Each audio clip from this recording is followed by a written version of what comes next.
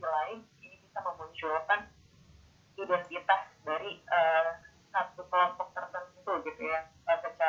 Secara power dia punya kondisi yang lebih tidak dominan dibandingkan yang lain.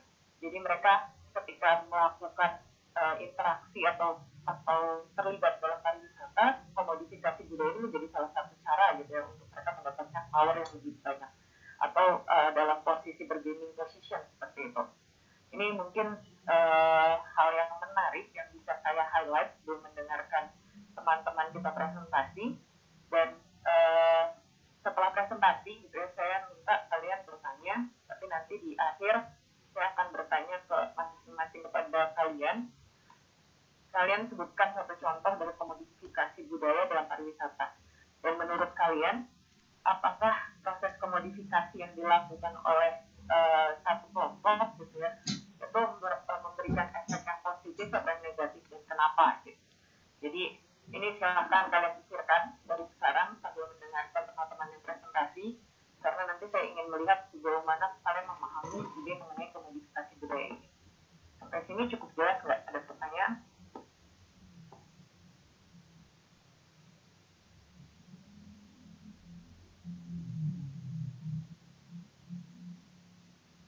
Ada. Oke. Siapa yang mau presentasi dulu? Kelompoknya Ikon dengan kelompok siapa? Yang satu lagi. Asti ya? Iya. Oke, silakan. Mungkin duluan.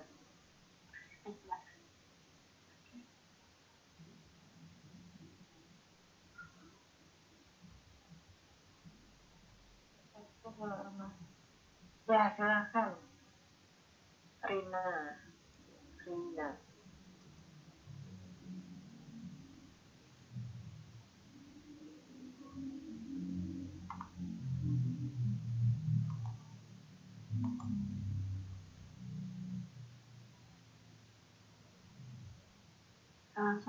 mulai saja Mbak Rina. Assalamualaikum warahmatullahi wabarakatuh. Salam Om Swastiastu, Namo Buddhaya, Salam Kebajikan. Salam sejahtera bagi kita semua. Selamat pagi Mbak Rina dan teman-teman. Kami dari kelompok 8 mohon izin untuk memaparkan hasil diskusi kami dalam bentuk presentasi. Di sini kami akan memaparkan materi terkait komodifikasi budaya dalam pariwisata. Slide selanjutnya. Kelompok kami beranggotakan 4 orang, diantaranya ada saya, Azhari, Sophia Wirda Mustika, Reina Mutia Ashari, dan ada Yusa Satyana Putri Sitopu dengan NIM yang sudah tertera pada layar. Nah, di sini kami akan menjelaskan terlebih dahulu apa itu komodifikasi. Seperti yang komodifikasi budaya merupakan suatu tindakan yang menjadikan unsur-unsur budaya seperti bahasa, sistem pengetahuan, religi, kepercayaan, kesenian maupun organisasi sosial menjadi suatu hal yang bernilai ekonomi atau diperjualbelikan dengan tujuan komersial. Komodifikasi budaya sudah menjadi hal yang sering dilakukan oleh industri pariwisata dengan merubah atau memodifikasi budaya dengan tujuan komersial atau bahkan sudah menjadi tuntutan tersendiri untuk menarik wisatawan. Slide selanjutnya. Dalam proses komodifikasi dalam sektor pariwisata budaya dan etnik ini merupakan pariwisata yang sangat rentan terkena komodifikasi akibat dari permintaan pasar. Tujuan awal budaya dan etnik ini dilakukan untuk kegiatan pariwisata, tentunya untuk memperkenalkan bahwa Indonesia kaya akan budaya serta suku. Tetapi tujuan ekonomi juga menjadi penunjang bedakannya pariwisata budaya dan etnik.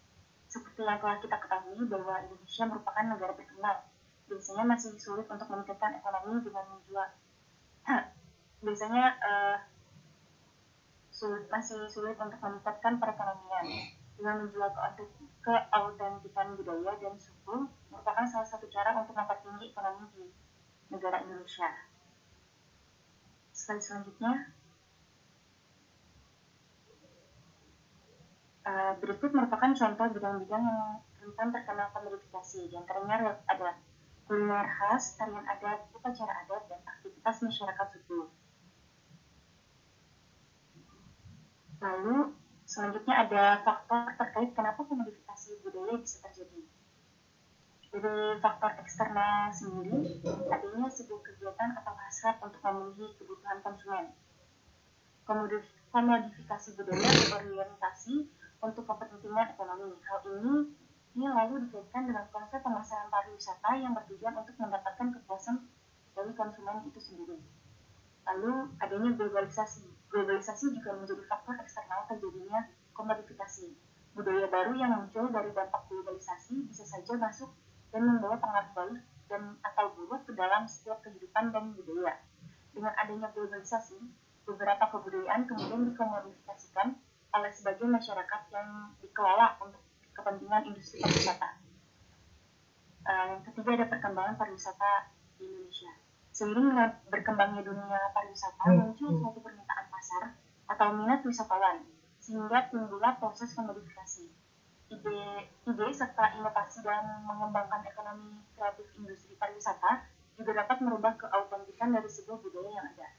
Dan dari faktor internal sendiri, ada seniman yang menjadi pelaku utama sebuah komodifikasi budaya terjadi. Lalu ada masyarakat lokal dan pemerintah, dipengaruhi karena masyarakat lokal dalam menciptakan suatu lapangan pekerjaan untuk menunjang perekonomian, dan pemerintah juga memiliki peran penting dalam penyetujuan serta pengeluaran kebijakan terkait komodifikasi budaya dan suku. Slide selanjutnya akan dipaparkan oleh Raina. Kepada Raina dipersilakan. Lalu saya akan menjelaskan terkait kasus mengenai komodifikasi budaya dalam suatu budaya. Jadi sebenarnya bakso itu dulu awalnya dibawa oleh pendatang dari Tionghoa, yaitu Qin Shi Huang pada tahun 1990-an. Ketika sudah dibawa rasa, ia kemudian menjelaskan tanah di pasar setempat, lalu mencoba bendungan dengan membuat bakpia, makanan khas Tionghoa. Pada awalnya, bakso dibuat menggunakan rasa pasti dari Tiongkok, yaitu masih menggunakan bahan yang dasar yang mengandung garam untuk pengolahan dari bakpionya. Namun hal ini lalu menyesuaikan dengan kondisi Yogyakarta yang saat itu didominasi oleh umat Muslim. Bakpia kemudian terjadi substitusi dengan menggunakan kacang hijau. Kita dapat melihat bahwa bakpia itu sekarang juga telah mengalami komodifikasi dengan timbulnya bakpia kukus yang memiliki tekstur dan rasa yang berbeda. Hal ini dilakukan dengan alasan mengikuti perkembangan zaman serta minat konsumen yang lebih tertarik dengan konsep bakpia kukus tersebut. Lalu selanjutnya terdapat satu kasus mengenai pengembangan candi Borobudur, mengenai partisipasi dari Candi Borobudur. Jadi pengembangan Candi Borobudur sebagai destinasi wisata demi menambah kesejahteraan masyarakat menyebabkan terjadinya komodifikasi yang terjadi di sana. Hal ini termasuk komodifikasi budaya karena perubahan makna simbol spiritual Candi Borobudur yang dikomersialisasikan dalam bentuk souvenir. Sebagai sebuah transaksi tadi, masyarakat lokal benar-benar bersama terlibat sebagai berhasil dalam pembuatan souvenir. Lalu berikutnya ada menyambut Candi Borobudur yang besar dan juga menyambut stupa Candi Borobudur. Contoh lain dari souvenir juga berupa kaos dan sablon dengan gambar Candi Borobudur. Terdapat juga tote bag beserta miniatur patung kepala kuda yang terdapat di Borobudur. Selain itu, Borobudur juga digunakan sebagai tempat fashion show, di acara seperti Borobudur Fair Fashion 5 tahun lalu, 2017, dan juga Candi Borobudur dijadikan sebagai tempat pemotretan Yeti yang saat istilahnya Anopia. Lalu selanjutnya akan dilanjutkan oleh teman saya, Sofia.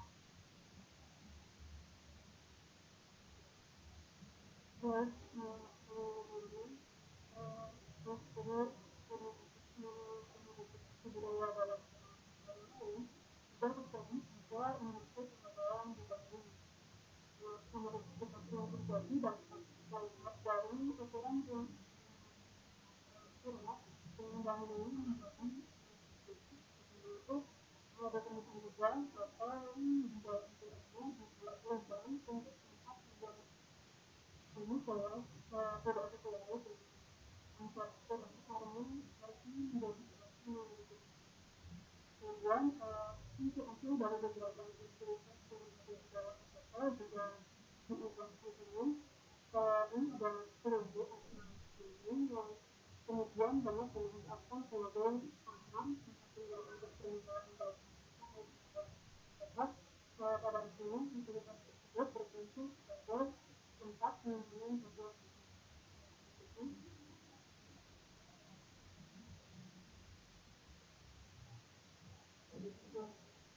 beberapa struktur bangunan juga tidak mengikuti konsep terutama dalam arsitektur tradisional tadi. Secara tradisional apa bangunan di Bali itu biasanya berbentuk sistem berbentuk sebagian hotel menjadi asap lembaga yang dianggap lebih fungsional sehingga dapat dimanfaatkan untuk selain pembangunan kesehatan atau tempat pelaksanaan institusi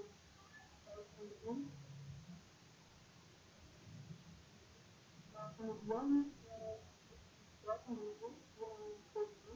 sebagai biasa pada lingkungan yang jauh di beberapa kota menurut tersebut tidak tepat karena dari ukuran dulu itu merupakan representasi dari tujuan ditempatkan di kawasan itu atau di gerbang itu kawasan itu seperti gerbang juga atau beragam dari selain itu beberapa hotel di Bali juga mengkomersialkan musim yang disebut dalam penjualan akademi penjualan terus dilarang keluar waktu lebih tapi berbagai kegiatan kita dijalankan di hotel dengan suara-suara tertentu jadi jika setiap tersebut salah sesuai aktivitas seseorang dapat terlihat dan terlihat dari ini artinya bisa menimbulkan kegaduhan dan mengganggu keseimbangan.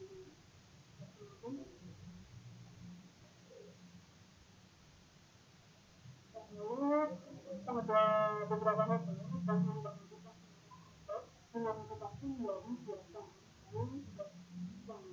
yang tidak lengkap dicatat sebagai hiasan di meja vaksin. Kami tidak lengkap ini sering kehilangan melalui untuk ekonomi kami biasa ini tidak berisi biasanya akhir dan seluruh yang sebetulnya simbol dari Trinity. Jangan-jangan juga ada yang menunjukkan global atau simbol sebagai biasan di berbagai acara yang digelar di negara tersebut. Pada ini biasanya berisi letusan dua ini berusaha jadinya menurut faktor agama sendiri tidak dapat sebagai biasan sebagai sesuatu yang menunjukkan atau bahwa kemudian selanjutnya ada komodifikasi budaya dari pariwisata.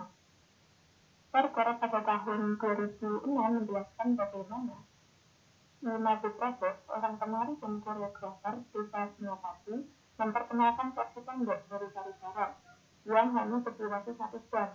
Durasi 1 jam itu juga sudah termasuk pada bagian perasikan. Di sini kostumnya juga sudah disesuaikan dengan selera tubuh.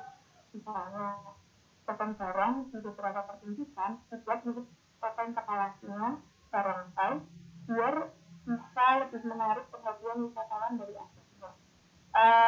Contoh lainnya, komodifikasi budaya juga terjadi pada layang. Layang itu sebenarnya dulu pertunjukannya bisa ditampilkan 1 hari 1 malam mungkin 2 hari 2 malam, tapi sekarang durasi sudah dipersingkat sehingga bisa ditonton oleh wisatawan secara singkat dan sudah ditayangkan di situ-situ. Kemudian slide selanjutnya, oleh adanya komodifikasi budaya ini menimbulkan beberapa dampak positif maupun negatif. Dampak negatifnya terjadinya perburukan nilai-nilai, pertukaran identitas, menyebarnya nilai-nilai, dan juga sifat masyarakat menjadi konsumerisme dan juga materialisme. Intensitas perubahan itu secara keseluruhan atau hanya sebagian dari budaya dengan tujuan komersial dan memiliki nilai jual yang tinggi. Maka terjadi perubahan nilai maupun fungsi dari suatu barang atau jasa menjadi komoditi barang yang bernilai ekonomi. Namun selain adanya dampak negatif, juga ada dampak positif dari adanya komoditisasi budaya ini. Yang pertama, meningkatkan lapangan pekerjaan dan lapangan usaha. Kemudian karena tujuannya tadi kegiatan yang memiliki nilai jual yang tinggi atau komersial, maka dampak positifnya adalah meningkatkan pendapatan dari negara dan juga masyarakat. Kemudian dampak positif yang ketiga adalah pelestarian budaya masyarakat lokal dan menciptakan inovasi pada produknya. Selanjutnya, kesimpulannya, komoditisasi budaya merupakan salah satu isu kontemporer yang berkembang seiring dengan pemikiran globalisasi di era pasca modernitas. Komoditisasi budaya yang marak berkembang di Indonesia, ditandai dengan munculnya industri pariwisata. Komoditisasi yang terjadi ditimbulkan oleh faktor eksternal dan juga internal. Dalam prakteknya sendiri, Indonesia mengalami beberapa komoditisasi di berbagai bidang. Komoditisasi budaya dalam pariwisata memberikan dampak positif dan negatif pada sosial budaya dan perekonomian. Selanjutnya, saran dari kelompok kami, diperlukannya adanya keseimbangan dari segi ekonomi maupun segi budaya. Memanfaatkan budaya sebagai bagian dari proses komersialisme harus memiliki batas-batas agar aspek yang terkandung dalam kebudayaan tidak luntur. Komoditisasi budaya dalam pariwisata harus dipertimbangkan dengan baik, mengingat dampaknya yang sangat berpengaruh pada pelestarian budaya Indonesia. Selanjutnya, berikut merupakan referensi yang kelompok kami gunakan untuk menyusun presentasi pada hari ini. Dan dari kelompok kami mungkin ada tanggapan atau pertanyaan dari teman-teman. Terima kasih.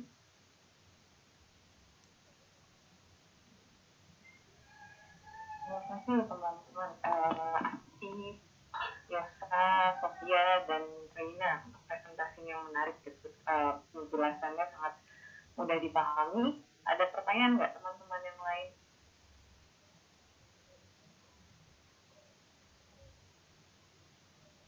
Terima kasih Anwar emotnya. Ada yang mau nanya?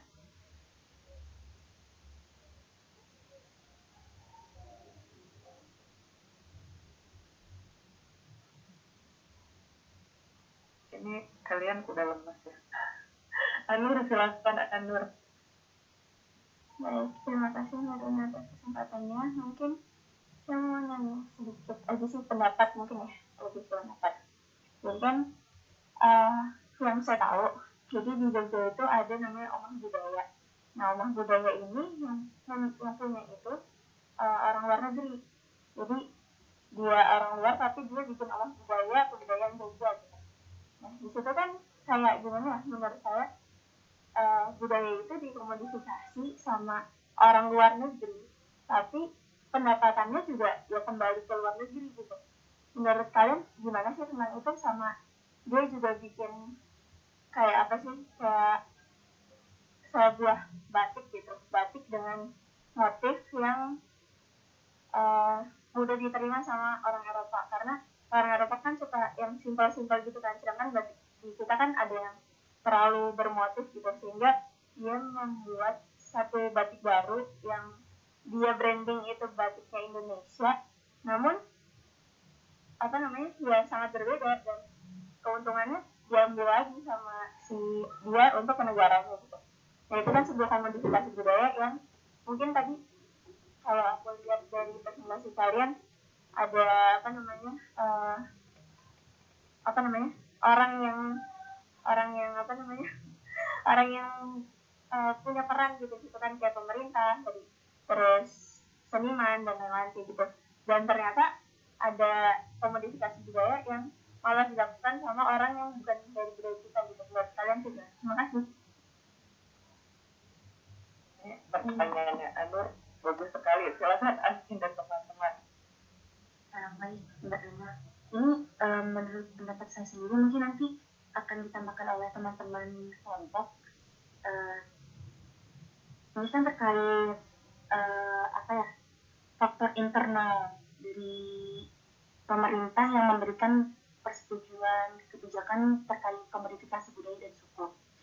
Nah, kemungkinan harus adanya kebijakan untuk menjaga kebudayaan kita agar tidak terkomodifikasi oleh orang lain gitu. Terlebih lagi ini kan orang luar yang memodifikasi budaya kita sehingga merasa merasa bahwa budaya kita malah dipegang oleh pihak lain yang seharusnya yang pemegang kekuasaan terhadap budaya kita sendiri itu ya kita sendiri gitu, bukan orang lain.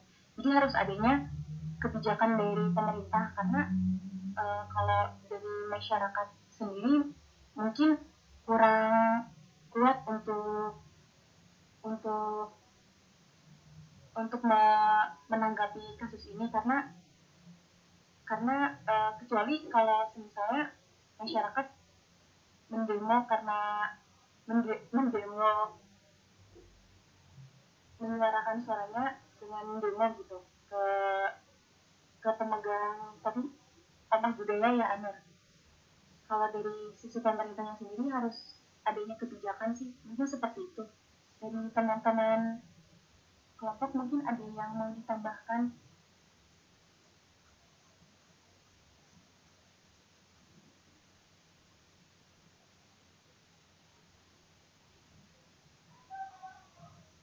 Terima kasih Asti. Oh ya, saya silahkan.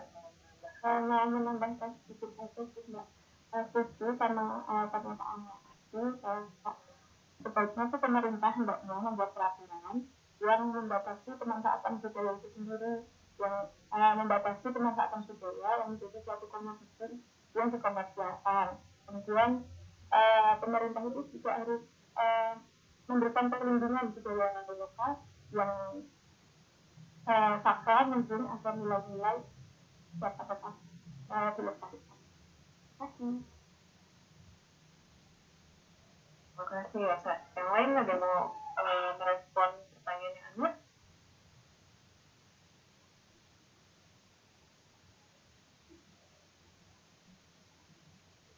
Tidak ada. Ini tadi Asti dan Yusa melihat bahwa perlu ada yang namanya kebijakan. Terus selain itu perlu ada yang namanya kontrol gitu ya untuk budaya itu sendiri. Tapi mungkin saya ingin menambahkan sedikit Anwar. Ini jujur saya senang gitu dengan pertanyaan yang menarik sekali.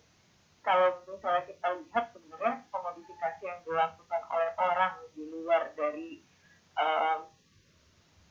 masyarakat lokal itu sendiri dalam diskusi pariwisata kemudian kadang-kadang dianggap sebagai pembohongan kepada wisatawan gitu. Jadi walaupun mereka bisa terlibat dalam proses komodifikasinya, secara nilai para wisatawan ini tidak merasa senang gitu karena mereka merasa dibohongi. Loh, kenapa kok saya sudah datang pergi jauh ke Yogyakarta, saya ingin melihat yang namanya budaya itu seperti apa, batik yang ada di sana itu bagaimana, tapi ternyata yang buat adalah orang luar negeri gitu. Secara nilai kemudian mereka merasa bahwa proses yang dilakukan oleh orang-orang di luar yang memiliki budaya melakukan komodifikasi itu merupakan proses yang dianggap tidak menyenangkan gitu. Dan ketika ini dilakukan ternyata dalam nilai jual gitu ya, ketika kita berbicara bahwa komodifikasi itu dilakukan untuk urusan ekonomi gitu, tapi di sisi lain dalam urusan nilai jual ini menjadi cenderung tidak menguntungkan gitu. Walaupun tadi teman-teman bilang ya sebaiknya komodifikasi budaya itu tetap ada kontrolnya dari pemerintah, ada kebijakan yang mengatur, kemudian bagaimana pemerintah ini ikut terlibat gitu ya dalam urusan komodifikasi budaya. Nah, yang mungkin teman-teman harus sentuh sebenarnya urusan autentisitas gitu, bahwa dalam proses komodifikasi itu gitu ya, bahwa ada upaya yang dilakukan oleh pariwisata dengan membentuk atau melihat perspektif salah satu budaya yang diubah itu sebagai budaya yang otentik gitu, budaya yang terjual pada dasarnya. Tapi kenyataannya otentisitas ini menjadi persoalan yang lain gitu dalam pariwisata, bahwa ketika budaya itu sudah dianggap ada yang otentik, ada yang original, ada yang segala macam, ini merupakan degradasi gitu dalam pemahaman nilai-nilai budaya. Nah ini yang saya pikir ketika kita melihat secara lebih luas dengan pertanyaannya Anur, ya akan efek negatifnya itu bukan sekedar masyarakat kehilangan identitas atau masyarakat kehilangan kemampuan ekonomi gitu, karena tidak bisa meraih wisatawan mancanegara yang tertarik dengan warna-warna yang soft gitu. Tapi di sisi lain bahwa ini juga merupakan bentuk citra yang lain gitu, citra yang mungkin tidak diharapkan oleh masyarakat lokal itu sendiri gitu, karena ketika melakukan komodifikasi budaya itu kita kan mengubah nilainya, mengubah maknanya. Nah belum tentu pemaknaan yang dilakukan oleh orang di luar dari masyarakat lokal itu sama persis dengan apa yang dilakukan atau dimaknai oleh masyarakat lokal itu sendiri gitu. Jadi pertanyaannya menarik, kompleks, jawabannya saya pikir bisa beraneka ragam. Itu mungkin sedikit Anur dari saya tambahannya. Yang lain ada yang mau menambahkan? Alfian mungkin atau yang lainnya?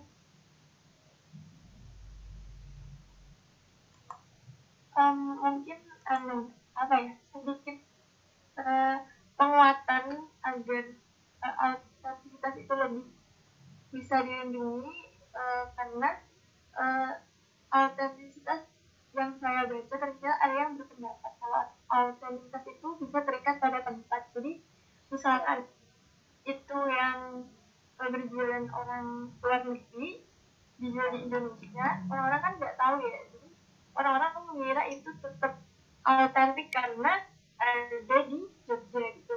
Nah terus juga saya juga pernah baca kalau suatu komodifikasi itu nggak akan tetap gitu, tapi bisa jadi malah bikin budaya baru. Jadi bisa jadi nanti nilainya itu yang aslinya hilang dan digantikan oleh nilai yang komodifikasi itu. Jadi sih Mbak, makasih. Terima kasih Mbak Alfian. Catatan yang benar kalau yang namanya otentisitas itu terkait dengan urusan tempatnya, siapa pemiliknya. Tapi dalam kasus kita tahu ya dunia sekarang, dunia digital yang begitu masif, kemudian orang ketika membeli sesuatu kadang-kadang melacak ini asalnya dari mana sih, siapa pemiliknya, ownernya siapa, seperti itu. Kayak teman-teman mungkin terbiasa melihat coklat Mogo gitu ya, dulu kan awalnya oh ini coklat asli Jogja, tapi ternyata pemiliknya itu bukan orang Jogja, dan itu mengubah pandangan seseorang walaupun ini jadi dikemas dan dibuat di Yogyakarta gitu ya, tapi ternyata ada nilai lain yang berusaha untuk didapatkan oleh para wisatawan gitu. Mereka berusaha yang mencari ya yang dibuat orang lokal lah, saya ingin merasakan seperti itu gitu. Tapi ini catatan dari Davian bagus sekali, dan saya tahu sepertinya Davian nanti akan presentasi gitu, jadi dia sudah baca bahannya banyak. Anur, gimana Anur tanggapan dari teman-teman tadi? Apakah sudah cukup atau masih ada yang perlu diklarifikasi? Baik, Mbak, sepertinya cukup sih. Terima kasih dan teman. Terima kasih juga pertanyaannya Anur. Ada lagi yang mau bertanya untuk kelompoknya aktif?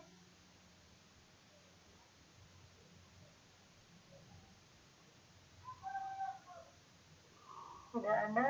Ya, kalau sudah ada, silahkan Davian ya presentasi. Bisa minta ini ya Mbak? Boleh saja.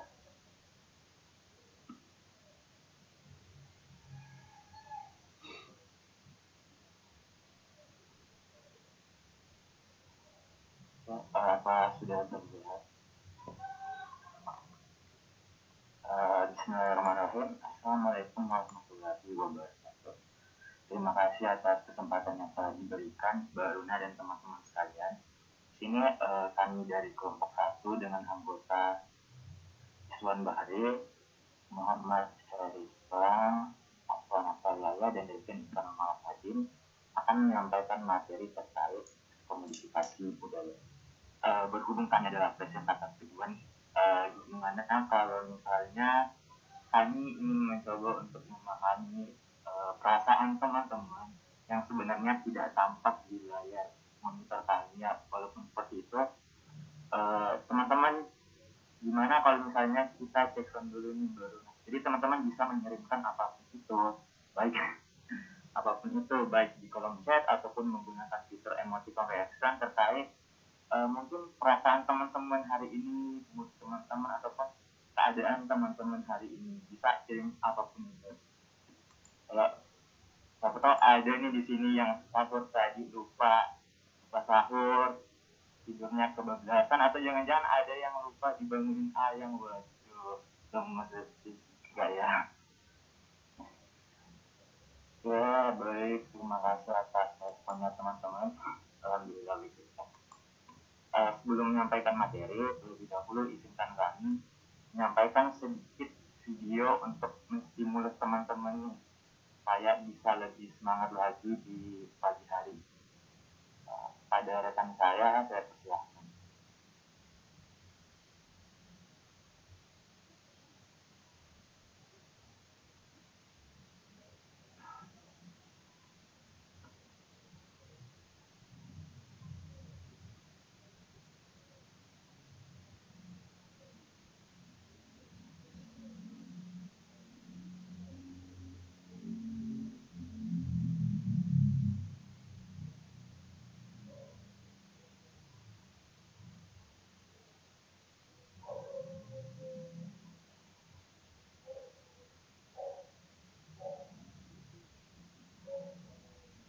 Aspa, coba kamu belum unmute Pak.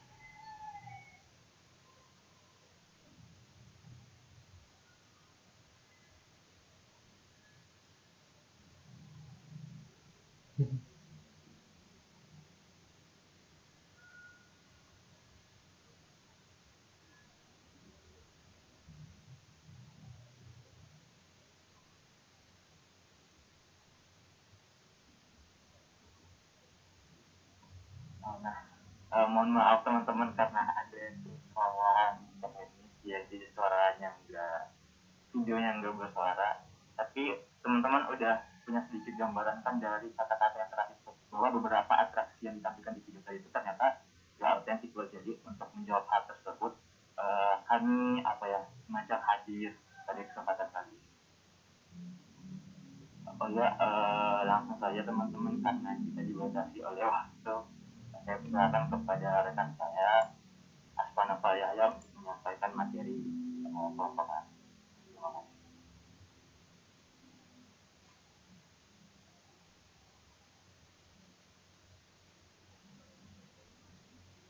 Baik, untuk yang pertama adalah pengertian dari heritage. Menurut Hal and Mac tahun 1990, heritage merupakan warisan budaya kabupaten, jadi seperti monumen, arsitektur bangunan, tempat peribadatan, tempatan, kerajinan tangan, dan musik budaya yang berwujud benda atau intangible berupa aktivitas kelompok seperti cara hidup, folklore, dan tata nilai.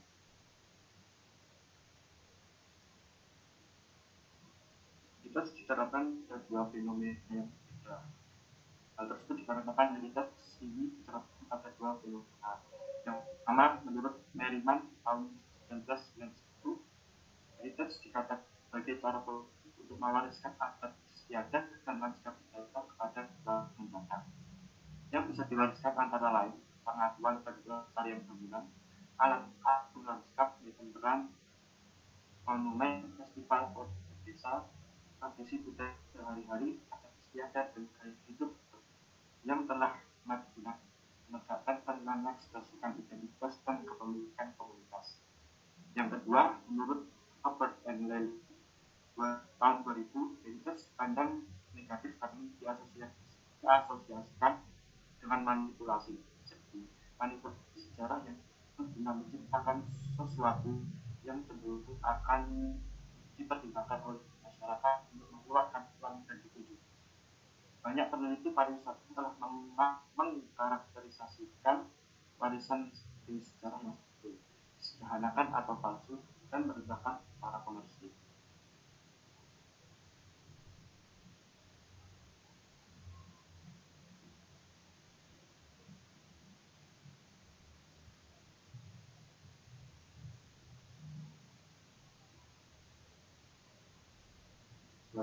Akan dikatakan oleh Bang Salim. Selanjutnya adalah komodifikasi.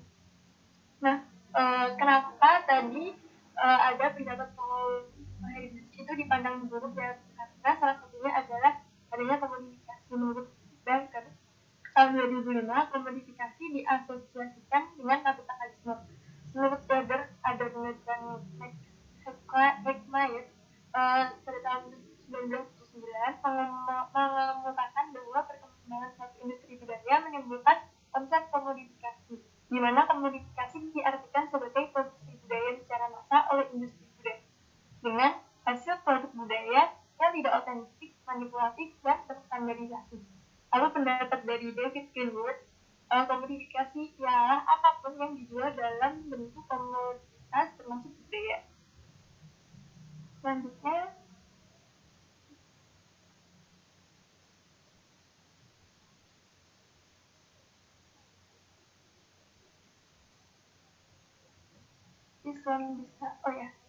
jadi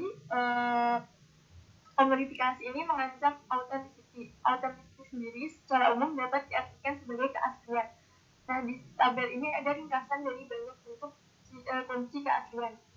Yang pertama ada stage authenticity, yang merupakan tempat atau pengalaman yang dibuat dan disajikan dengan tujuan untuk memenuhi kenikmatan wisata dan memberikan tampilan dan rasa keaslian yang diharapkan wisatawan. Lalu ada objective authenticity yang mengacu pada benda, aset material, bangunan, objek atau tempat. Lalu ada constructivist authenticity yang merupakan hasil dari konstruksi sosial. Kemudian ada keaslian eksistensial yang dijelaskan oleh Lang pada tahun 1992 berhubungan dengan aktivitas, jadi dibuat sendiri dan secara pribadi oleh wisatawan.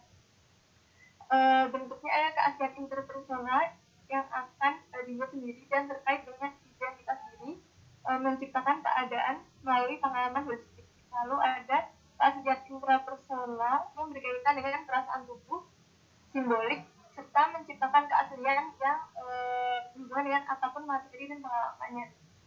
Lalu kemudian ada keaslian yang muncul dipaparkan oleh Cohen pada tahun 1998. Keaslian bisa dinegosiasikan. Sifat material, budaya, atau produk dapat menjadi otentik dari waktu ke waktu. Kemudian orang yang berbeda memiliki perspektif dan kebutuhan yang berbeda pula. Kemudian yang terakhir ada theoplasticity yang dijelaskan oleh Duham dan Snack pada tahun 2014 mengakui bahwa pengalaman adalah bagian dari konstruksi keaslian, tetapi menggabungkan keyakinan subjektif dan fakta yang terkait dengan tempat atau objek dan aktivitas. Selanjutnya, nah ini ada sejarah pariwisata. Jadi sebelum modern, bangsa Polinesia melakukan perjalanan mayoritas untuk berdagang. Lalu pada abad 1-5 perjalanan untuk bersenang-senang dimulai oleh bangsa Romawi. Bersenang-senang ini bukan semacam wisata gitu, tapi bersenang-senang dalam urusan ekonomi, sistem politik, serta menambah pengetahuan dalam mengetahui cara hidup. Lalu selanjutnya di revolusi industri di Eropa terjadi pertumbuhan penduduk, urbanisasi, meluasnya industri sehingga terjadi pula lapangan kerja yang luas di bidang industri. Lalu pergeseran penanaman modal dari sektor pertanian ke usaha perantara seperti bank, termasuk perdagangan internasional. Hal tersebut inilah yang menciptakan pasar wisata. Kemudian berkembangnya teknologi transportasi dan munculnya agen perjalanan wisata. Biro perjalanan pertama kali di dunia adalah Thomas Cook pada tahun 1840 dari Inggris dan juga American Express Company tahun 1841 dari Amerika Serikat.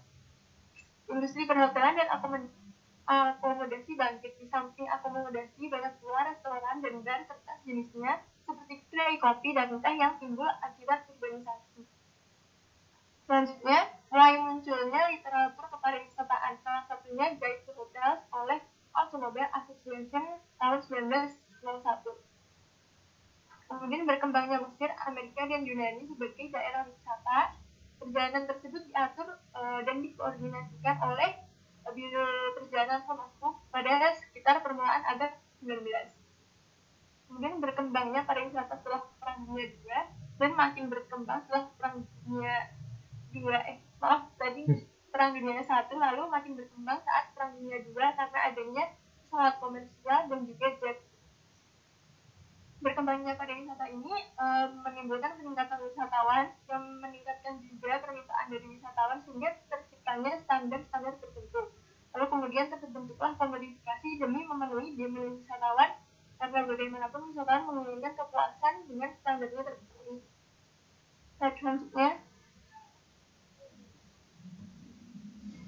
lalu ini ada jenis-jenis komodifikasi. Di sini sebenarnya bukan jenis-jenis yang paten gitu, tetapi lebih ke apa aja sih yang bisa dikomodifikasikan atau dikomersialkan.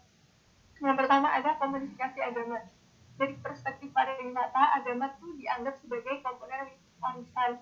Sebenarnya berawal dari perjalanan ziarah atau perjalanan ke gereja yang lebih besar. Lalu banyak yang mulai memanfaatkan kehadiran pengunjung dengan membuat panduan di tempat ziarah atau di dalam gereja. Kemudian seringkali suatu gereja memiliki arsitektur yang unik serta sejarah yang menarik sehingga menjadi banyak dikunjungi. Lalu mulai banyaklah restoran dan juga penjual souvenir di sepanjang jalan gereja. Nah, di komodifikasi agama ini banyak sekali atraksi wisata keagamaan tetapi tidak sakral. Contohnya, James Hope, sebuah pelayanan Kristen di Orlando, Florida, mengembangkan sebuah taman hiburan, Holy Land Experience. Taman hiburan tersebut seolah-olah menciptakan kembali kota Yerusalem, lengkap dengan Camel Prince, Burger Goliath, dan juga penyanyi Timur Tengah yang berlalu lalang. Kemudian contoh lain yang dikemukakan oleh Chuck Weaver tahun 2003 adalah Heritage Village, lalu Maryland, dan juga Taman Hiburan Holy Land di Nevada. Chauvel pada tahun 2000 juga memaparkan bahwa komodifikasi agama juga dilakukan dengan mengubah hotel serta restoran menjadi tema-tema agama agar menarik wisatawan. Kemudian komodifikasi lama, contohnya ada Pantai Indah Lestari di Sumatera Utara berganti nama menjadi Pantai Bali Lestari demi meningkatkan jumlah kunjungan, serta tari topeng hitam dari Desa Melawan Kabupaten Semarang diubah menjadi tari topeng Ayu pada tahun 2012. Kemudian komodifikasi branding, contohnya Pantai Bali Lestari tadi mengadopsi budaya khas Bali untuk menjadi tema utama. Stakeholder melakukan branding dan promosi dengan membawa nama Bali guna menarik perhatian masyarakat sekaligus investor. Kemudian ada komodifikasi arsitektur. Pantai Bali Lestari menggunakan arsitektur khas Bali sebagai dekorasi. Sejatinya, pembuatan arsitektur dijiwai dengan landasan-landasan agama Hindu seperti konsep berkona yang merupakan kepercayaan masyarakat Bali tentang upeti, stiti, dan juga pralina. Lalu juga Trimandala dan juga Natah. Tapi karena Pantai Bali Lestari ini hanya digunakan untuk memenuhi permintaan wisatawan, maka bangunan-bangunan khas Bali tersebut disediakan tanpa mengandung makna-makna tertentu. Selanjutnya akan dijelaskan oleh teman saya Ristan. Terima kasih. Baik, terima kasih Intan. Sekarang untuk sesi dampak-dampak komodifikasi budaya, di mana budaya tidak berarti bagi masyarakat. Jadi pengambilan alih budaya dari tangan masyarakat ke tangan pemerintah atau stakeholder pariwisata. Ketika ini terjadi bahwa budaya lokal diubah dan sering dihancurkan dan dibuat tidak berarti bagi masyarakat. Sebagai contoh, Kementerian Spanyol campur tangan terhadap festival dia yang menghilangkan keautentikan atau keaslian dari festival tersebut, di mana dalam praktiknya bahwa festival ini menjadi tontonan publik yang bermakna bagi orang luar, tetapi menurunkan minat lokal karena terjadi perubahan praktik budaya lokal itu sendiri, bahwa sumber daya pembangunan Kementerian Pariwisata di sana seakan-akan merampas makna dan hak partisipasi penduduk lokal yang sejak dulu telah mereka gunakan untuk mengatur kehidupan mereka. Selanjutnya ada proses komodifikasi yang merendahkan suatu nilai ritual dan budaya. Menurut Smith 1988, bahwa nilai budaya sering dibingkai dalam kehidupan sehari-hari sebagai mendalam atau transcendent kreatif intrinsik dan tujuan itu sendiri, sedangkan nilai ekonomi dibingkai sebagai dangkal atau berulang instrumental kalkulatif dan sarana untuk mencapai tujuan. Nah, yang satu baik, yang satu buruk juga salah satu yang terletak pada kuil yang di lain pasar, bahwa selain itu juga Mary Trentos berpendapat bahwa begitu warisan diubah menjadi produk wisata, nilai budayanya juga diubah menjadi nilai komersial. Bukan pelestarian, tetapi yang timbul adalah budaya yang menjadi produk baru bagi industri dan mengambilkan masa lalu sebagai seperti itu. Selanjutnya ada melestarikan upacara dan ritual keagamaan, tetapi menghilangkan sense of place. Jadi pariwisata memang membantu melestarikan upacara dan ritual keagamaan. Dalam banyak kasus lebih banyak turis daripada penziarah mengunjungi situs warisan agama, sehingga ritual tersebut dapat terus dipertahankan oleh pihak-pihak yang memiliki kekuasaan tertentu seperti pemerintah atau stakeholder.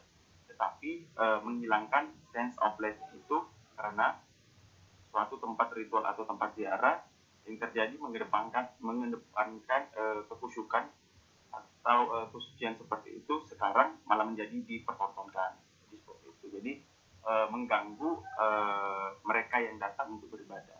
Selain itu juga ada pendukung evolusi budaya, berpendapat bahwa pariwisata budaya dapat merangsang kebangkitan minat lokal dalam bentuk budaya tradisional, sehingga memperkuat ikatan budaya dan memberikan akses kepada aktor lokal untuk mendapatkan keuntungan materi. Mungkin seperti itu.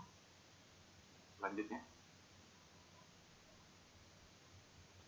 Untuk selanjutnya ada, baik, terima kasih Arifan. Untuk selanjutnya ada studi kasus yang kami angkat yang merupakan hasil paper dari kelompok kami mengenai komodifikasi tari kecak sebagai atraksi wisata budaya. Sebelumnya perlu teman-teman tahu bahwa kayaknya udah tahu ya tari kecak itu gimana kan, yang cak. Oke. Jadi tari kecak itu maaf kalau garing ya. Jadi tari kecak itu merupakan sebuah tarian yang disajikan secara serentak oleh penari dengan duduk membentuk lingkaran seperti yang teman-teman sudah saksikan di awal video tadi, dengan seraya mengucapkan kata cak bersama-sama. Tarian ini mengisahkan pembebasan Dewi Sinta dari tangan Rahwana oleh Ramayana. Selain Dewi Sinta, Rahwana dan Ramayana, tarian ini juga didukung oleh tokoh lain seperti Hanoman, Rama, dan Sugriwa. Nah, lalu di mana letak komodifikasinya? Tari ini adalah bentuk komodifikasi dari ritual sahyangan, yaitu ritual adat keagamaan berupa tarian pemujaan menolak bala atau mengusir wabah penyakit. Dalam penelitian yang dilakukan oleh Sumiati dan Jepang tahun 2018, mereka mengumumkan bahwa tari kecak menunjukkan 5 makna atau pesan, diantaranya menghindari karma, kepercayaan, sakral, seni dan pertunjukan, dan untuk keuntungan ekonomi. Tapi sebenarnya beberapa arti atau makna ini berbanding terbalik dengan bagaimana tarian ini dipentaskan saat ini. Poin kepercayaan, terus sakral, lalu menghindari karma itu semacam berbanding terbalik, karena itu merupakan makna asli dari si tari sahyang ini yang merupakan ritual keagamaan masyarakat Hindu Bali seperti itu. Lalu selanjutnya ada sejarah tari kecak ini. Jadi pada tahun 1930-an, seorang berbangsawanan Jerman, yaitu Walter Spies, terkesan dengan suara cak masyarakat Bedulu saat mengiringi tari sahyang. Nah, pada saat itu kebetulan Walang Limba yang merupakan sahabat dari Walter Spitz ini yang menjadi pemberi abal beca atau biasa disebut dengan seorang dat. Nah, lalu Spitz terpikirkan ide dari tari sahyang yang disambut baik oleh Wayang Limba dan seniman Bedulu lainnya yang menghasilkan sebuah tarian dengan nama Cak Bedulu. Lalu Cak Bedulu ini berkembang ke desa tetangga yaitu Desa Bona yang juga menyelenggarakan tari sahyang. Setelah itu karena adanya pertemuan dari seniman Cak Bedulu dan Cak Bona ini, akhirnya tarian Cak pun berorientasi ke arah presentasi estetis. Jadi bukan untuk tujuan sakral lagi. Nah, puncaknya pada tahun 1960-an, penari Cak diundang oleh Presiden Soekarno untuk menyambut Presiden Uni Soviet Nikita itulah saya tahu aja. Terus tahun 1970-an banyak turis mancanegara yang mulai berkunjung ke Bali dan ini pun berdampak pada eksistensi tari Cak sebagai pertunjukan yang semakin populer hingga hari ini. Jadi selanjutnya sebelumnya kan udah ada dampak-dampak komodifikasi. Nah, ini dampak yang khusus pada komodifikasi tari Cak.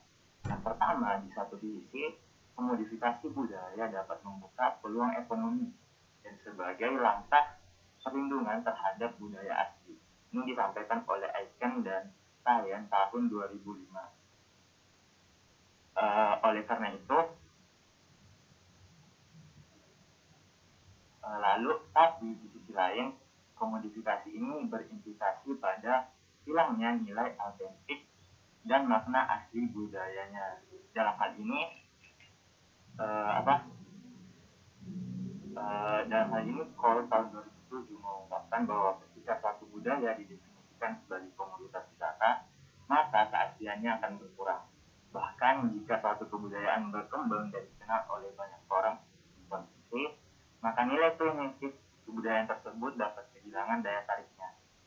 Dampak selanjutnya, berdasarkan prinsip pariwisata berkelanjutan yang dirilis oleh UNWTO tahun 2004, komodifikasi budaya itu sebenarnya tidak sesuai dengan 2 dari 13 indikator pariwisata berkelanjutan, yaitu terjaganya aset budaya, baik tangible maupun intangible, dan pembatasan dampak dari aktivitas pariwisata yang berlangsung. Oleh karena itu, sudah seharusnya budaya yang dijadikan sebagai atraksi wisata dilakukan pembatasan dampak negatif untuk mencegah ketergantungan dan degradasi budaya karena pariwisata itu sendiri. Dalam konteks tari Cak, dampak tersebut akan semakin buruk. Mengapa? Karena beberapa wisatawan menganggap bahwa apa yang mereka konsumsi, apa yang mereka tonton itu adalah hal yang autentik. Hal ini terlihat dari apa yang disampaikan oleh Muspinda tahun 2020 bahwa wisatawan yang berkunjung atau menonton tari Cak itu diberikan semacam skrip mengenai makna dari tari Cak yang sebenarnya makna itu mirip tari sahyang tetapi diselisih dengan kisah Ramayana dan kisah. Lalu adanya komodifikasi tari Cak ini juga dipengaruhi oleh peran pemerintah. Bagaimana pemerintah berperan dalam Peraturan Daerah Provinsi Bali nomor 4 tahun 2020 tentang penguatan dan kemajuan kebudayaan Bali, dituliskan bahwa terdapat 4 objek dalam kemajuan kebudayaan, diantaranya perlindungan, pengembangan, pemanfaatan, dan pembinaan. Nah, klausa pemanfaatan di sini cukup mengarah kepada bagaimana pemerintah Bali memberikan sebuah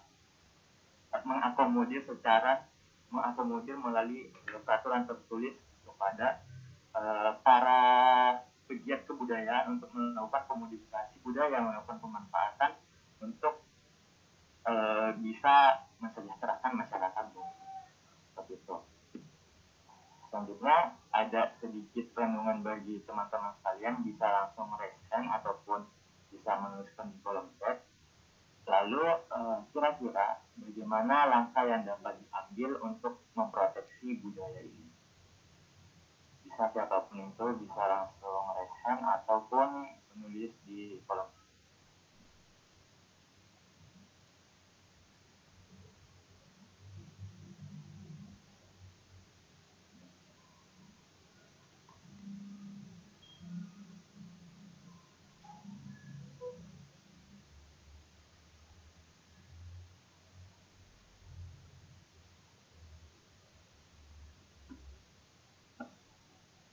ini memang di layar saya nggak ada yang resen atau di layar teman-teman juga nggak ada yang resen? Memang tetap error nih, waduh. Ya udah nih, ya udah. Jadi kita kepoin yuk, gimana sih kira-kira langkah yang dapat kita ambil untuk memproteksi budaya ini. Jadi ada sebuah konsep yang namanya Saba Budaya Baduy, yaitu resiliensi culture berbasis nomenklatur guna mewujudkan cultural sustainable tourism. Ini merupakan hasil riset dari tim PKM RSHS IBUGM yang kemarin mendapat emas. Ini kan udah minta izin, fotonya kami minta dari mereka. Untuk mengenai apa Saba Budaya Baduy itu, saya serahkan kepada rekan saya Muhammad Syarifong untuk menjelaskannya. Terima kasih. Baik, terima kasih Iswan atas waktunya. Jadi di sini ada perbedaan pada perspektif berwisata dan berkunjung. Apabila berwisata, masyarakat Baduy yang menjadi penerima wisatawan atau menjadi objek wisatanya, sehingga apabila menggunakan konsep ini, suatu atraksi hanya dipandang sebagai sebuah objek untuk memenuhi permintaan wisatawan atau pengunjung. Sedangkan konsep Saba atau berkunjung berarti wisatawan atau orang-orang yang berkunjung ke suku Baduy dan harus bersikap respek serta menghormati semua kebiasaan dengan norma-norma yang ada. Atau kebudayaan masyarakat Baduy ini, jadi wisatawan mengunjungi suku Baduy bukan menjadi ajang berfoto atau aktualisasi diri, melainkan juga bisa belajar budaya setempat yang ada di suku Baduy tersebut. Dan selain itu juga bisa menghargai budaya setempat dan sebagainya. Mungkin seperti itu kalau kata saya. Terima kasih. Jadi singkatnya, apa itu ya, ini suatu solusi bagi lokal komunitas dalam hal ini masyarakat suku Baduy memproduksi budaya mereka dari dampak negatif akibat pariwisata dengan cara mengganti kata berwisata menjadi Saba yang berarti berkunjung atau kita udah sampai ke part kesimpulan nih. Jadi sebagai kesimpulan, komodifikasi budaya dan pariwisata merupakan praktik mengubah atau menjadikan suatu kebudayaan sebagai komoditas pariwisata. Komoditas ini mengubah sesuatu yang awalnya bersifat sakral dan tidak dikomersilkan menjadi sesuatu yang bersifat sopan agar dapat dikonsumsi publik sebagai daya tarik wisata. Komodifikasi budaya ini memang dapat memberikan keuntungan dalam hal ekonomi dan dapat menjadi sarana peningkatan kesejahteraan masyarakat. Namun, apabila kondisi tersebut tidak dibatasi dan dikontrol dengan baik oleh para stakeholder pariwisata, maka hal ini dapat mengancam dan memberikan risiko terhadap keotentisitas budaya aslinya, seperti yang terjadi pada kasus tari kecak Baduy, yang merupakan bentuk komodifikasi dari tari sahyang, yang merupakan tari sakral yang digunakan dalam upacara keagamaan masyarakat. Mungkin sekian dari kelompok kami. Apakah ada pertanyaan?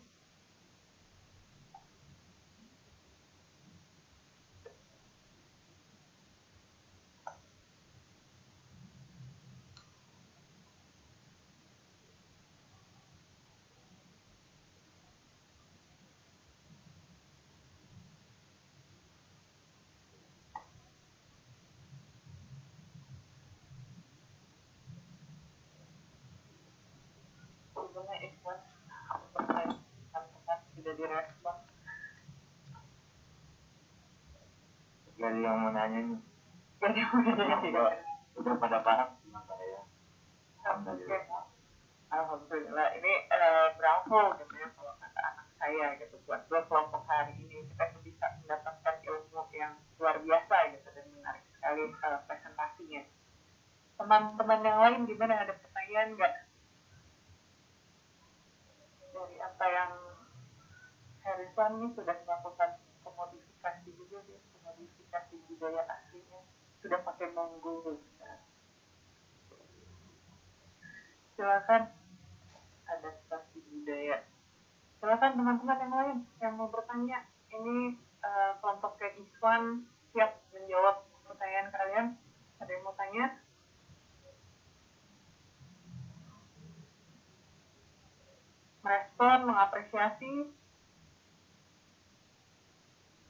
hasil kerja keras teman-temannya.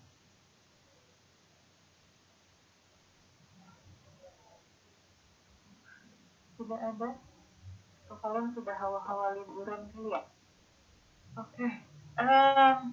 Jadi bagus sekali gitu ya Iswan, Delvian, Erisang, dan Asfa.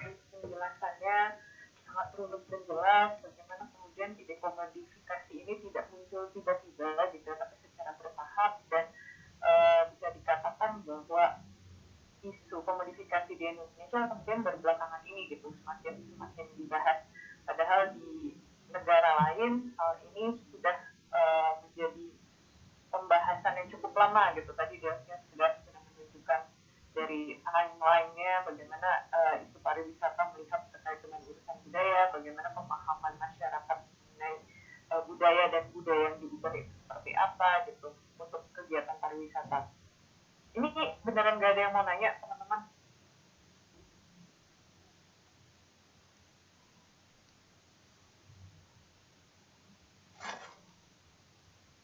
Saya tidak tahu ada apa dengan misalnya. Oke, saya bukan PowerPoint atau pembahasan yang akan saya lakukan, tapi saya akan membahas sedikit mengenai tugas yang akan kalian lakukan beberapa minggu ke depan, karena kita akan libur dua minggu. Setelah itu kalian akan melakukan tugas lapangan gitu ya.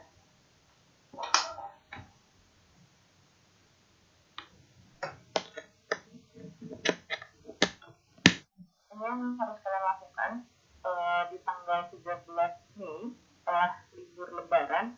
Kalian akan turun ke lapangan. Kalian akan melihat secara langsung fenomena pariwisata terkait dengan urusan atau materi yang kita bahas dengan perspektif budaya dalam pariwisata. Jadi kalian silakan memilih satu fenomena, satu lokasi atau satu aktivitas yang terkait dengan pariwisata. Kalian lihat, kalian observasi, kalian mungkin wawancara dengan beberapa orang yang ada di sana. Tapi saya tahu beberapa di antara kalian tidak di Yogyakarta gitu. Kalian bisa membagi tugasnya dengan yang tidak di Yogyakarta melakukan studi literatur. Artinya dia akan mencari bahan bacaan terkait dengan materi atau pembahasan yang kalian pilih. Nah, mini research ini saya harapkan ada outputnya. Jadi kalian akan menulis data apa yang kalian dapatkan selama di lapangan. Kemudian pertanyaan lanjutan, gitu, pertanyaan dari setiap anggota kelompoknya, apa yang akan kalian tanyakan atau kalian lihat lebih jauh lagi. Karena tugas ini akan terkoneksi dengan minggu berikutnya. Jadi saya pikir kalau bisa kalian melakukan tugas ini dengan sangat baik gitu. Jadi supaya kalian lebih mudah, supaya kalian tidak kesulitan mengerjakan di minggu-minggu berikutnya. Ini saya bikin di data hari Minggu, jadi akan waktunya lebih panjang,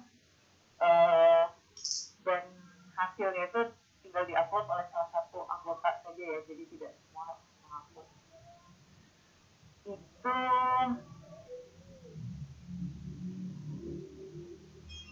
cukup jelas nggak untuk tugas 3 di minggu ketiga setelah minggu pertama setelah lebaran ya, setelah libur lebaran. I have no in the book. Ada pertanyaan?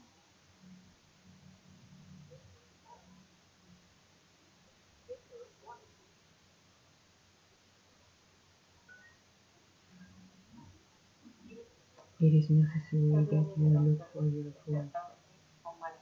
Ini masih pada semangat nggak? Ada orangnya nggak di Zoom ya? Coba yang ada kasih emoticon deh, kata Iswan tadi. Yang ada orangnya yang masih ada di sini. Oke, Jihan ada, Indra ada, Sofia ada, Alif ada, Alfia ada. Oke, ada. Anur ada.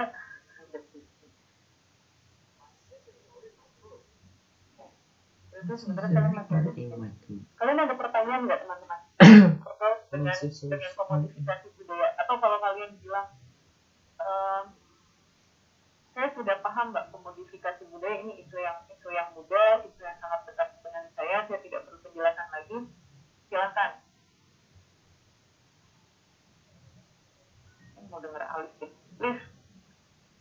bisa kasih contoh nggak satu bentuk komodifikasi budaya dalam pariwisata, dan dari paparan tadi teman-teman yang kamu berikan gitu ya, apa yang menurut kamu pelajari dan kamu dapatkan hari ini?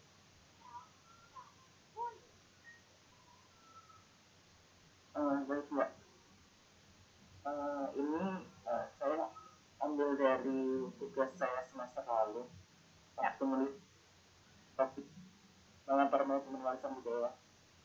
Jadi di tulisan saya itu ini di desa wisata Kedisdanya Sumuro itu adalah tempat ini pengrajin keris dari zaman Majapahit di situ, yang awalnya cuma bikin keris aja, tapi lambat laun mereka menyadari bahwa yang dijual itu tidak hanya dari kerisnya secara fisik sendiri, tapi dari prosesnya juga, dari sejarahnya, dipadukan dengan kondisi alamnya yang di sana yang memang mendukung untuk kegiatan pariwisata.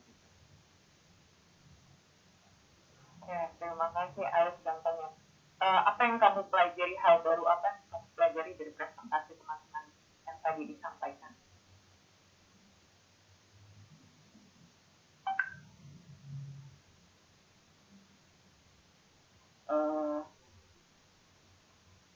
Mungkin yang menarik deh, yang menarik menurut kamu. Ini mulai pada keluar semua, ada 2 orang yang keluar, nggak tahu kata jaringan atau karena saya tanya. Gimana Lis? Ini seperti yang juga Mbak Bruna bilang, kalau komodifikasi budaya ini bisa menimbulkan citra baru, identitas baru. Di wisata Kedisdanya Sumuro itu juga sekarang tuh identitasnya enggak, yang kuat itu malah bukan orang datang untuk beli keris, tapi untuk wisata kerisnya itu. Dan juga ditambah dari pemaparan dari Joshua kalau nggak salah, itu saya bikin penasaran, ini identitas ini bakal bertahan selama apa gitu. Kedua, soal kulit. Soalnya kalau wisata keris itu kan minat khusus ya, jadi peminatnya tuh nggak banyak, susah mempercayainya gitu. Kedua, soal kulit. Terima kasih Alif, hasil reviewnya, hasil contohnya.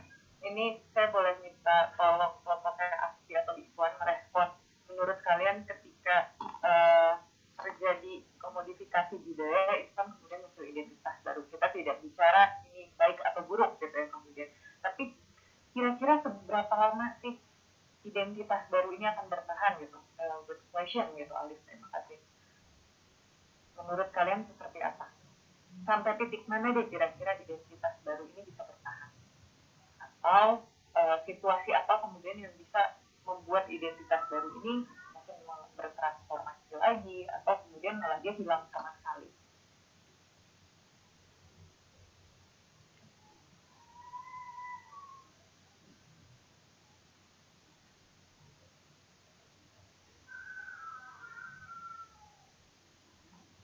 Gimana ya? Boleh. Sebelumnya kan budaya itu nggak bisa dipandang sebagai sesuatu yang baru. Ini akan selalu dijalani mengikuti perkembangan zaman.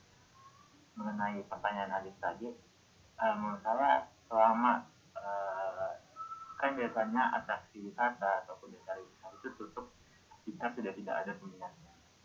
Nah, walaupun itu wisata minat khusus, selama masih ada demandnya, masih ada peminatnya, itu kayaknya masih ada orang yang menawarkannya, itu kayaknya akan sulit untuk hilang gitu. Mungkin itu aja sih Mbak Dimon. Terima kasih Iswan. Ada yang mau menambahkan yang dari kelompok presentasi hari ini? Jadi kalau misalnya ada demandnya, pasti tetap dia bisa bertahan gitu. Apakah kemudian akan berubah atau enggak itu jadi pertanyaan yang lain gitu ya. Tapi secara tidak langsung gitu, ketika masih ada yang minati atau ada transfer kebudayaan, transfer knowledge, transfer pemahaman mengenai apa itu keris gitu, itu masih bisa terus berlanjut dari jenis pariwisata ini. Ada lagi yang mau merespon nggak? Kelompoknya Aksi? Atau cukup?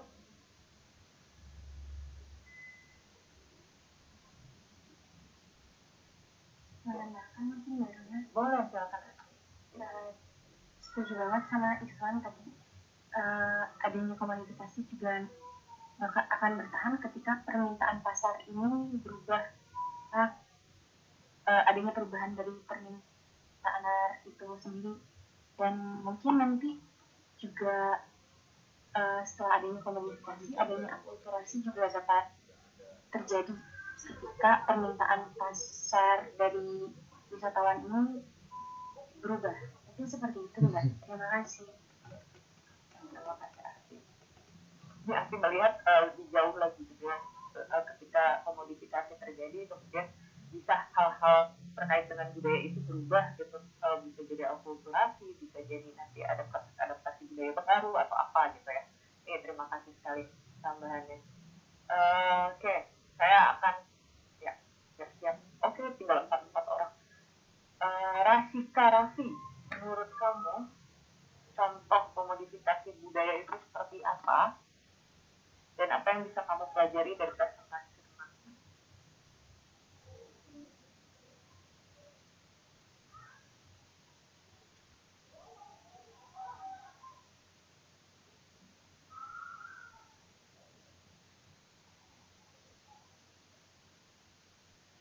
Rasika Raffi.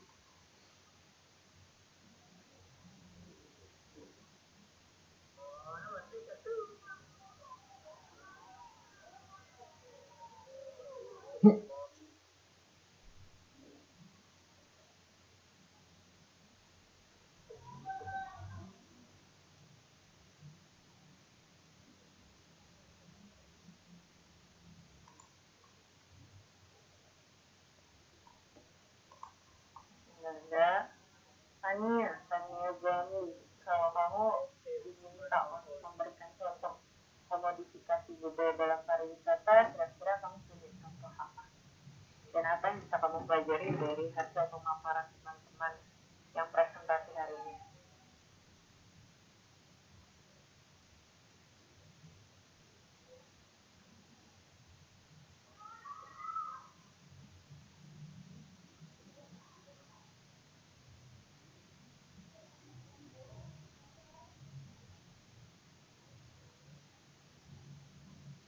Dania.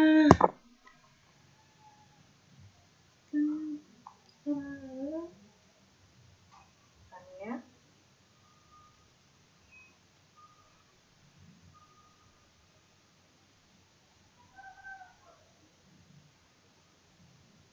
Ini udah ada. Setia, menurut kamu gimana Setia? Ada Mbak. Kamu mau on mic atau enggak, Tania?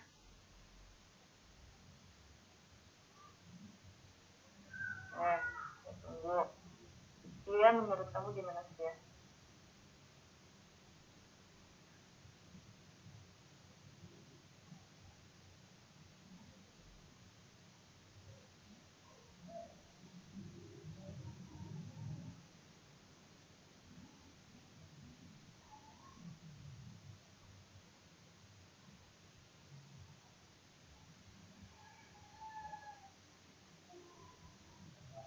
Maaf, barunya izin online. Ini sebenarnya ada dua pertanyaan yang bisa jadi dua kasus dari teman-teman. Dari Hulda, mereka cek pribadi dari Hulda sama dari Alvina. Sebentar, Iswan. Kenapa mereka tidak mau on mic?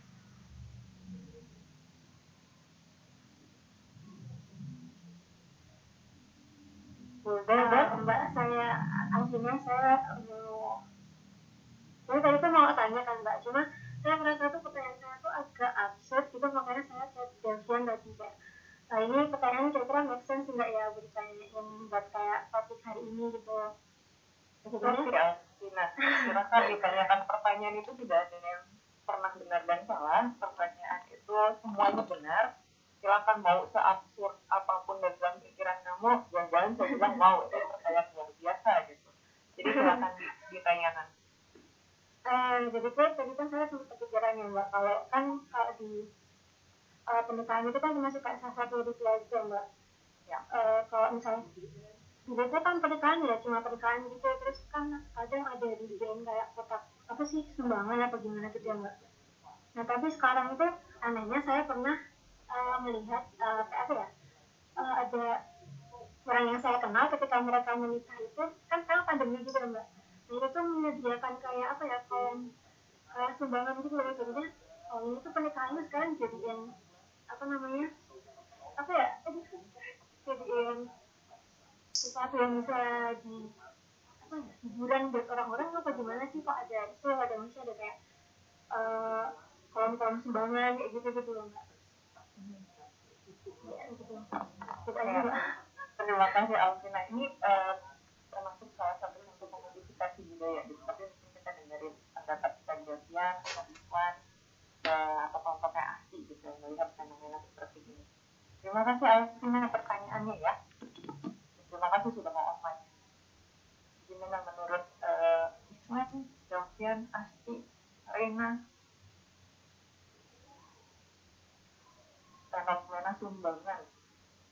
Awalnya kan dulu pernikahan itu ya ini tidak terkait dengan urusan pariwisata gitu ya, tapi terkait dengan urusan kultural.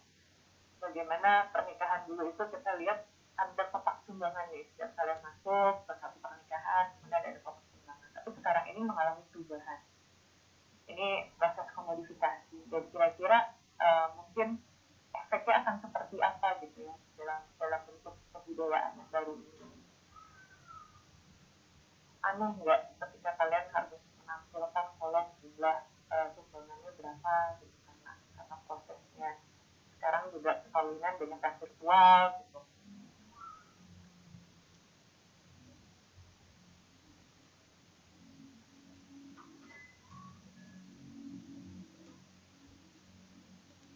Gimana sih? Dari mungkin ini masuknya kepada tradisi bangsa pernikahan ya mbak. Ya. Kebiasaannya mungkin udah turun temurun dari nenek moyang sebelum kita gitu. Yang biasanya sumbangan pernikahan ini tuh awalnya hanya berupa makanan kalau di perkampungan gitu. Nah seiring berjalannya waktu, karena mungkin bahan makanan itu kayak simpel dan ribet untuk dibawa ke pernikahan, maka dari itu seiring berjalannya waktu uang menjadi solusi buat sumbangan itu menjadi simpel. Tapi menurut saya kalau ini kayaknya cuma sukarela aja gitu mbak. Jadi ya kalau mau nyumbang ya silahkan, kalau enggak ya udah nggak apa-apa gitu.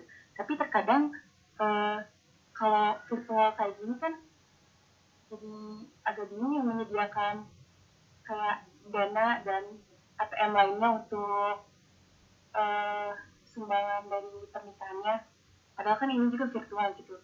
Mungkin dari saya pendapatnya agak sedikit gimana ya, agak aneh aja gitu mbak, untuk pandemi saat ini meminta sumbangan bagi pernikahan seseorang gitu. Jadi seperti itu mbak. Mungkin dari Iswan atau teman-teman yang lain ada yang mau ditambahkan? Ada yang mau ditambahkan? Ini aku tadi menunjukkan gitu ya, namanya budaya itu tadi Iswan juga bilang sesuatu yang dinamis, dia selalu berubah. Tapi aku memperlihatkan bahwa yang namanya sumbangan itu dulu bukan dalam bentuk uang, tapi dalam bentuk bahan makanan, karena masyarakat Indonesia masyarakat yang agraris, mereka punya stok beras, stok sayur-mayur gitu yang bisa diambil dari alam, dan itu tidak memberatkan sama sekali gitu. Dan prosesnya itu juga bentuknya dalam bentuk pertukaran gitu ya, bukan seperti yang kita bayangkan sekarang bahwa ini adalah transaksional gitu. Saya akan mendapatkan sesuatu ketika saya membayar gitu. Itu bukan seperti itu. Tapi ini bentuknya seperti gift, pertukaran. Kalau misalnya Alvina mau lihat tulisan yang menarik, itu ada tulisan Marcel Mauss gitu ya tentang gift, bagaimana satu kelompok masyarakat itu saling menukar, dan bentuk pertukaran ini dianggap sebagai bentuk ikatan sosial gitu. Dan sumbangan itu sendiri sebenarnya punya persepsi yang sama, punya konsep yang sama gitu, bahwa mereka akan mendapatkan sesuatu yang mereka berikan dulu, tapi bukan dalam bentuk transaksional. Tapi ini hanya sebagai pertukaran yang dilakukan terus gitu ya. Mungkin kalau dalam masyarakat Sulawesi yang kuat gitu kulturnya itu masih sering kali muncul gitu bentuk pertukaran seperti ini.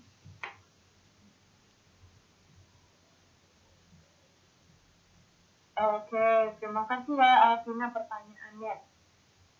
Ada lagi nggak yang mau? Udah selesai. Baik, Mbak Luna, terima kasih atas kesempatannya. Saya sama kayak mau bertanya tapi saya takut bertanyanya kurang pas. Jadi pertanyaan saya di sini ada dua. Yang pertama itu saya tadi sempat kayak langsung kepikiran gitu dan mau bertanya itu saya kayak agak penasaran gitu.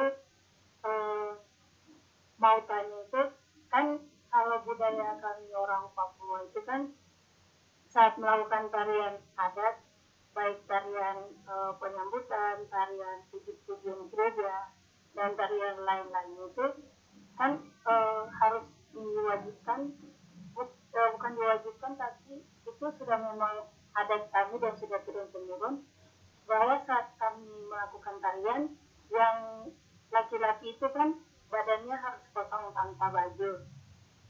Nah, setelah perkembangan zaman, yang awalnya cowok yang tidak menggunakan baju, sekarang sudah menggunakan baju dan di tariannya itu dicampur gitu, pakai kayak ada dicampur sama dance. Terus perkembangan sekarang kan kayak TikTok gitu. Nah itu dicampur sama tarian asli dari tempat kami gitu kan. Nah itu menurut teman-teman presentator saya mau bertanya, itu termasuk dari modifikasi atau itu masih termasuk dari akulturasi budaya? Mungkin itu yang saya mau tanya. Nah itu pertanyaan saya yang pertama. Dan yang kedua itu kan ini yang kedua sebenarnya bukan pertanyaan tapi apa ya. Yang kedua itu budaya saya sendiri dari Kabupaten Maigrat itu di mana saat pembayaran mas kawin kepada dari laki-laki ke pihak perempuan itu mas kawinnya saat zaman dulu itu hanya menggunakan kain timur. Tetapi setelah perkembangan zaman mulai pembayaran mas kawinnya tuh menggunakan uang. Dan uangnya itu bisa sampai ratusan juta. Dan itu menurut apa ya kayak toko-toko ada gitu, seperti kayak orang tua dari pihak perempuan itu menjual anak perempuannya kepada suami dari perempuan tersebut karena harga yang dikasih itu melebihi dari ekonomi calon suaminya. Dan di budaya kami itu waktu zaman dulu kain timur yang digunakan untuk pembayaran mas kawin itu tidak diperjualbelikan. Jadi waktu dulu itu kalau mau mendapatkan kain timur tidak ditenun dan tidak dibeli untuk pembayaran mas kawin, tetapi saat mau pembayaran mas kawin itu kayak kepala suku atau tokoh adat di tempat kami itu seperti melakukan kayak ritual gitu, kayak kayak penyembahan dan kayak menyembah kepada akar pohon dan pohon-pohon atau di gua untuk meminta kain timur. Nah nanti setelah beberapa hari kemudian pas mau ke pohon yang mereka sembah atau ke gua itu nanti dikasih kain sama alam di tempat itu kayak dikasih oleh nenek moyang. Dan itu sangat sakral, akhirnya tidak diperjualbelikan. Tetapi seiring perkembangannya zaman, orang-orang mulai kayak memperjualbelikan kain timur dari asal kami Kabupaten Maigrat. Mungkin itu, terima kasih. Baik, terima kasih Hilda. Ini ada dua pertanyaan gitu. Kalau yang dalam bentuk sifat atau bentuk perubahan gitu ya yang ditampilkan menurut kalian itu masuk dalam komodifikasi budaya atau tidak? Terus tadi terkait dengan pertanyaan kedua bisa direspon. Silakan.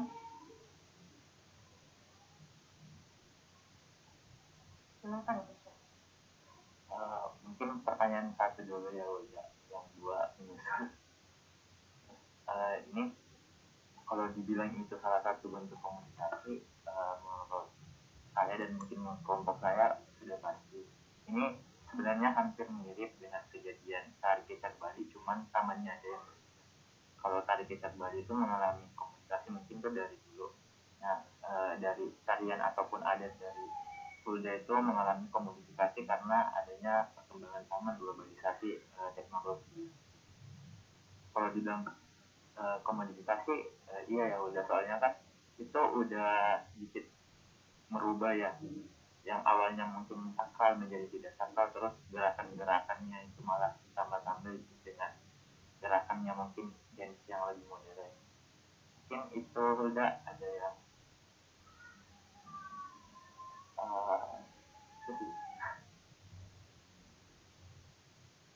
Yang pertanyaan kedua Kak, ya yang merespon.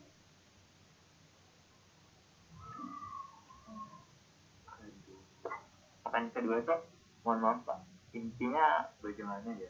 Saya agak susah untuk mencerna. Kita tanya Hilda ya, Ivan saya juga tadi lost.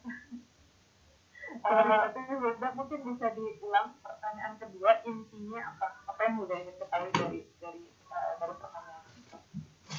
Mbak Runa, tadi saya sampaikan bahwa pertanyaan yang kedua itu bukan kayak pertanyaan tapi yang kayak sharing gitu Mbak. Oh, sharing, oke, terkait dengan timing yang tadi sudah jelaskan gitu, ceritakan. Tapi kalau kan tadi saya sampaikan bahwa kain timur yang awalnya tidak diperjualbelikan kan ya.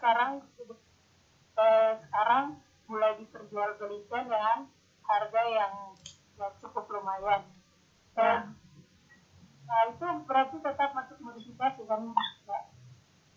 Karena yang awalnya tidak diperjualbelikan tetapi sekarang diperjualbelikan, berarti masuk di modifikasi. Ya, ini Hilda sudah menjawab sendiri gitu. Hilda sudah menganalisis dengan baik gitu bahwa ketika kain itu diubah dan diberikan nilai untuk keuntungan ekonomi diperjualbelikan, ini tadi juga menuliskan chat gitu dengan sangat baik. Kemudian itu terjadi proses komodifikasi budaya. Nilainya bukan lagi hanya untuk kepentingan adat kelompoknya Hilda gitu, kelompok sukunya Hilda, tapi kemudian ini diperjualbelikan sebagai salah satu bentuk bagian dari pariwisata untuk menunjukkan ada loh jenis kain yang berbeda seperti ini dengan harga yang mahal. Kalau Hilda dan teman-teman pernah mendengar seperti tifa, itu kan juga sebenarnya alat musik yang hanya digunakan oleh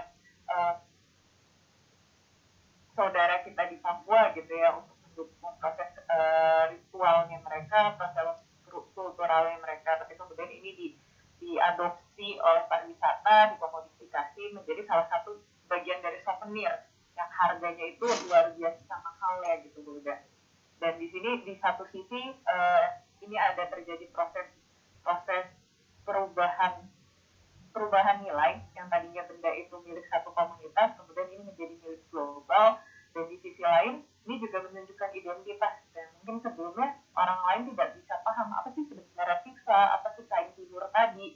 Tapi dengan diperjualbelikan, kemudian mereka punya power yang lain gitu, mereka punya gaining position dalam masyarakat global, bahwa kami itu ada, kami itu punya sesuatu budaya yang sangat baik, yang sama baiknya dengan budaya yang lain gitu, dan budaya ini menarik untuk kalian pahami gitu. Nah ini mungkin tadi belum cukup banyak di highlight oleh teman-teman, tapi saya pikir itu juga salah satu hal yang sebenarnya bisa kita lihat dari proses komodifikasi budaya. Begitu mudah respon saya. Terima kasih yang mudah untuk pertanyaannya dan sharingnya.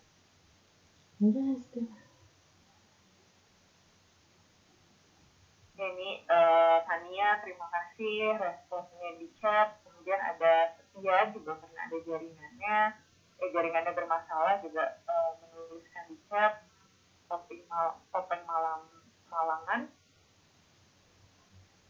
sebenarnya saya pelajari ya.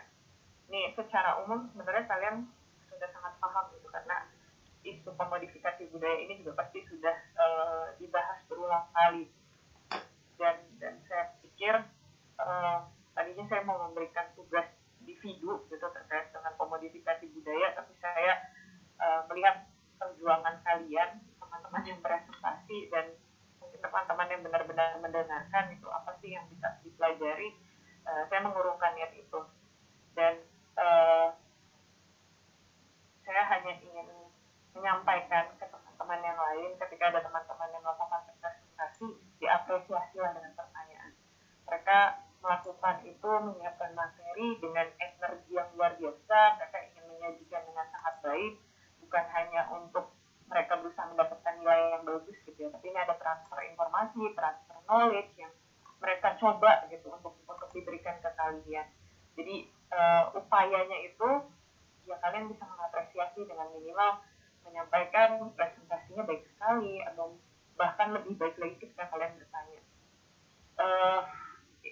Saya sebenarnya nggak mau bicara seperti itu gitu, tapi mungkin Iswan tadi merasakan bagaimana ketika kamu bertanya, ada yang mau bertanya atau enggak, kelas tiba-tiba sunyi senyap gitu ya Iswan.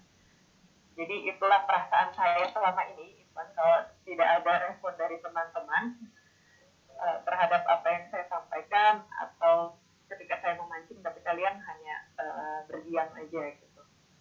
Ini kelasnya saya akhiri. Terima kasih sekali untuk dua presentator, kelompok presentatornya, bravo, kalau kata anak saya luar biasa sekali.